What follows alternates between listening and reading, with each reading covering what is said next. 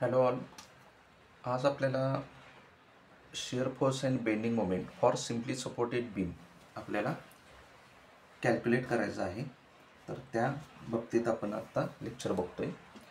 तर सुरुवातीला लक्षात घ्या, तुम्हाला सिम्पली सपोर्टेड बीमचा आपल्याला प्रॉब्लेम काय दिलेला आहे तो पहिल्यांदा बघायला पाहिजे. तर यामध्ये आपल्याला सांगितलेलं आहे, draw SFD and BMD of span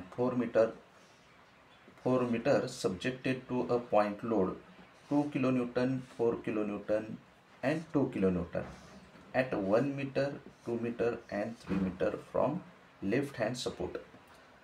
तर आपण डायग्राम काढून घेतलेली आहे. त्यामध्ये आपल्याला दिसतंय की 4 मीटर स्पॅनचा सिम्पली सपोर्टेड बीम आहे आणि त्यामध्ये 2 किलोन्यूटन, 4 किलोन्यूटन आणि 2 किलोन्यूटन, जसं की आपल्याला प्रॉब्लेममध्ये दिलेलं आहे. 1 मीटर, 2 मीटर आणि 3 मीटरच्या अंतरावरती 2, 4 आणि 2 हे लोड पडलेले आहेत. हे आपण डायग्राममध्ये काढून घेतलेलं आहे. तर सगळ्यात पहिल्यांदा आपल्याला लक्षात घ्यायचं आहे की आपल्याला सपोर्ट रिॲक्शन पहिल्यांदा काढावे लागतील. तर सगळ्यात पहिल्यांदा आपण सिम्पली सपोर्टेड बीमसाठी सपोर्ट रिॲक्शन काढून घेऊ.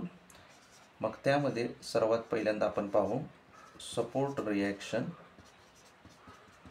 ओके. तर लक्षात या सपोर्ट रिॲक्शन काढताना फर्स्ट इयरमध्ये आपण शिकलेलो आहे अप्लाइड मेकॅनिक्स विषयामध्ये की एखादी बॉडी जर आपल्याला इक्विलिब्रियममध्ये हवी असेल तर त्यासाठी आपल्याला तीन गोष्टींची गरज असते. ती कोणती? तर summation Fx is equal to 0, summation Fy is equal to 0 आणि summation moment at A is equal to 0. ठीक आहे.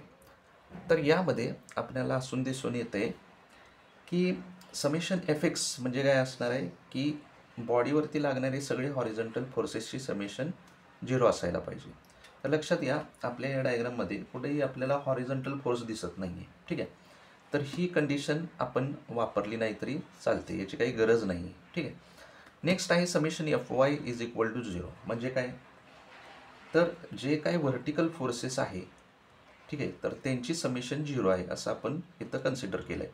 तर लक्षात घ्या, या डायग्राममध्ये आपल्याकडं किती व्हर्टिकल फोर्सेस आहेत. तर लक्षात घ्या, RA हा एक व्हर्टिकल फोर्स आहे, RB हा एक व्हर्टिकल फोर्स आहे, सॉरी RC हा व्हर्टिकल फोर्स आहे जो की डाऊनवर्ड जातो आहे. RD आहे हा एक डाऊनवर्ड जाणारा फोर्स आहे, तिसरा फोर्स आहे.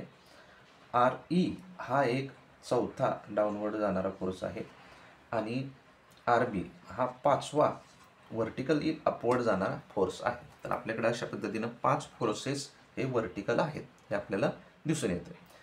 तर ही एक आपल्याला कंडिशन वापरावी लागेल आणि समेशन मोमेंट ॲट ए ही एक कंडिशन आपल्याला सपोर्ट रिॲक्शन फाइंड आउट करताना काढावी लागेल.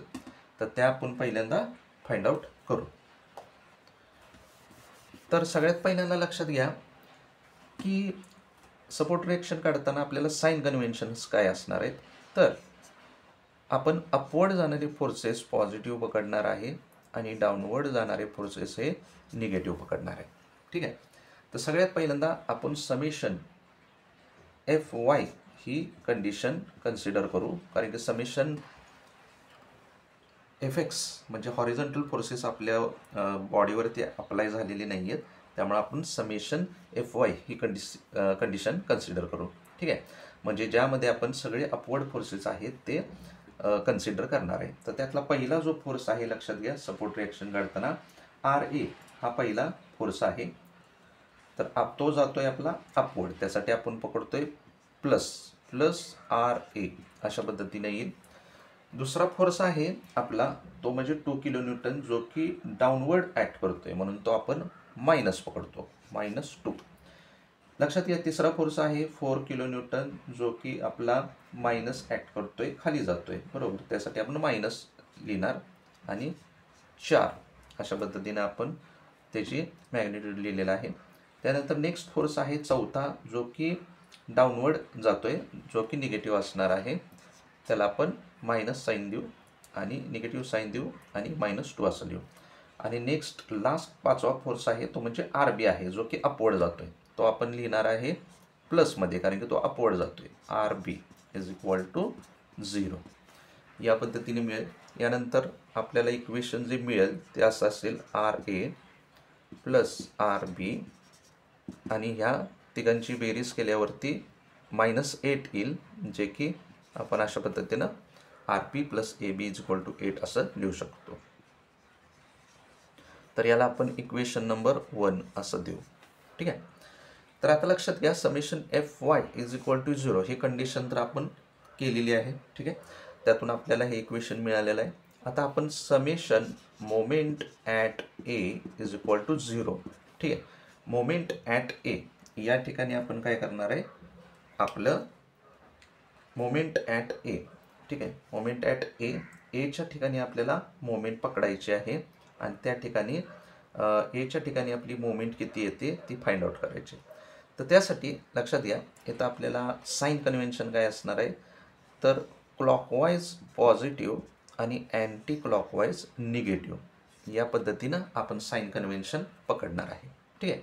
तर आता लक्षात घ्या, या ठिकाणी सगळ्यात पहिली गोष्ट आपल्याला मोमेंट ॲट ए घ्यायची. ठीक आहे. तर लक्षात घ्या, मोमेंट ॲट ए घेताना काय करावं लागेल आपल्याला, की सगळ्या फोर्सेसचं मोमेंट ॲट एच्या ठिकाणी किती मोमेंट येते ही फाइंड आउट करावी लागेल. मग लक्षात घ्या, आपला पहिला फोर्स, मोमेंट म्हणजे काय असतं हे पहिल्यांदा लक्षात घ्या. Moment, what is mean by moment हे समजून घ्या. मोमेंट म्हणजे काय असतं, it is the force into the distance. Okay. Force आणि डिस्टन्स यांचा गुणाकार म्हणजे काय असणार आहे, आपली मोमेंट असणार आहे. तर लक्षात घ्या, इथं आर ए. ठीक आहे. सगळ्यात पहिल्यांदा आपल्याला फोर्स बघायला पाहिजे. आपल्याकडं 5 फोर्स आहेत, 1 2 3 4 आणि 5 फोर्स. तर त्यांचं एपर्यंतचं डिस्टन्स लक्षात घ्यायला पाहिजे प्रत्येकाचं, आणि त्यानुसार आपल्याला मोमेंट कॅल्क्युलेट करावी लागेल. तर सगळ्यात पहिल्यांदा लक्षात घ्या, फोर्स घ्यायचा आणि त्याचं एपर्यंतचं डिस्टन्स आपल्याला घ्यायचं आहे, हे लक्षात घ्यायचं आहे. ठीक आहे. तर आता पहिल्यांदा लक्षात घ्या, आपला पहिला फोर्स आहे आर ए आणि त्याचं एच्या ठिकाणी आपल्याला हा आर एच्या फोर्सचं मोमेंट कॅल्क्युलेट करायचे. आता लक्षात घ्या, आर ए हा फोर्स एलाच ॲक्ट करतोय, म्हणजे ए तर स्टार्टिंगचाच पॉईंट आहे, म्हणजे तिथं 0 डिस्टन्स येणार आहे. ठीक आहे. तर लक्षात घ्या, पहिला फोर्स आपण घेणार आहे आर ए. ठीक आहे. आणि लक्षात घ्या, आर ए. ठीक आहे. आर ए इंटू 0, डिस्टन्स झालं 0. ठीक आहे. हा झाला आपला फोर्स आणि हे झालं आपलं डिस्टन्स. ठीक आहे. तर या पद्धतीनं आपल्याला मोमेंट कॅल्क्युलेट करावी लागेल. ठीक आहे. तर आता लक्षात घ्या, पहिला फोर्स तर आपण घेतला. दुसरा फोर्स घेऊया आपण, जो की आहे 2 किलो न्यूटन आणि तो आहे ए पासून 1 मीटरच्या अंतरावरती. ठीक आहे. तर आपल्याला फोर्स आहे 2 आणि डिस्टन्स आहे आपलं 1. ओके. तर आता लक्षात घ्या, या पद्धतीनं आपल्याला मोमेंट मिळेल, पण त्याचं आता साईन कन्व्हेन्शन कसं देणार, तर ए पॉईंट आहे. ठीक आहे.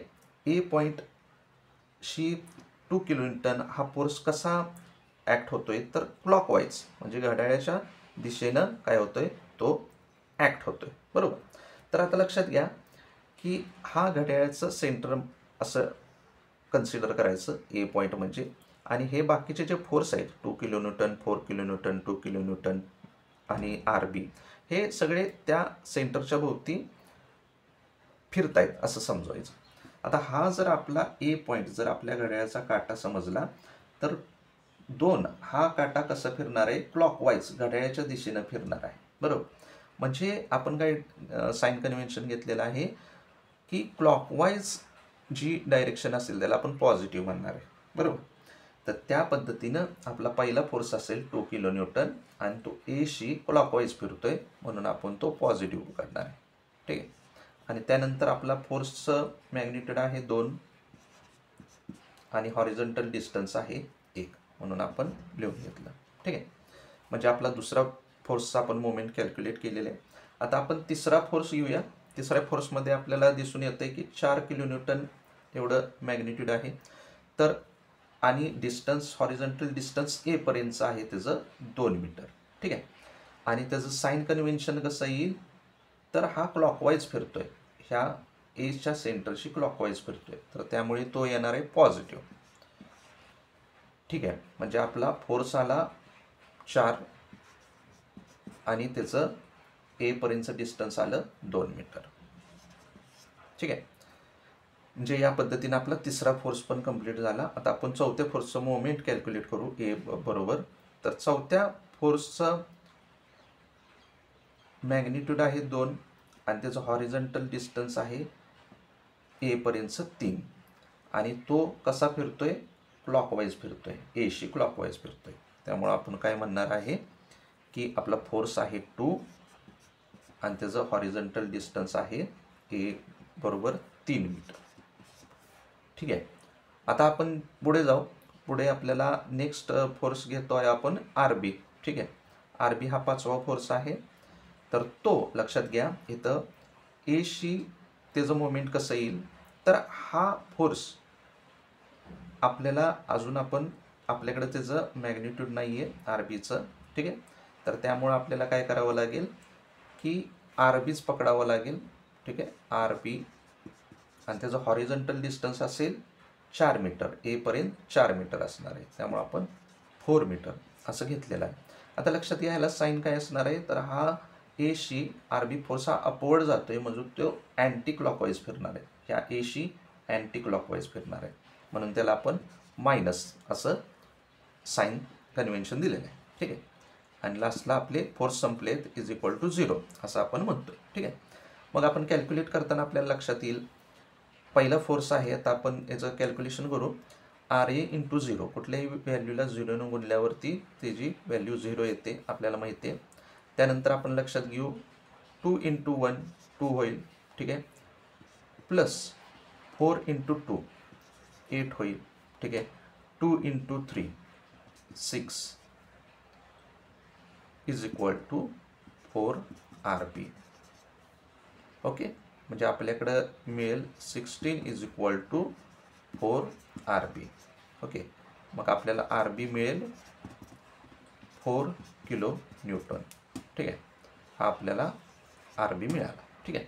आता लक्षात घ्या, काय करू शकतो आपण, आर बीची व्हॅल्यू मिळालेली आहे ती आपण इक्वेशन नंबर 1 मध्ये पुट आउट करू शकतो. So we put value of R B in